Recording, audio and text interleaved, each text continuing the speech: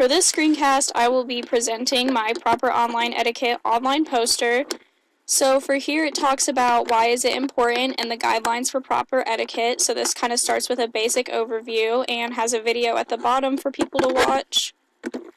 For the next part of it, it talks about first impressions and emailing etiquette. So there's 2 examples of bad emails, and then underneath there's an example of a professional email so that people can see exactly what they need to be doing and things that they should avoid, such as colored text and abbreviations. This slide has importance for educators, so it talks about why it's important for teachers to have professional etiquette, and that includes things such as talking to students and their parents and need to keep a professional manner during all of these interactions.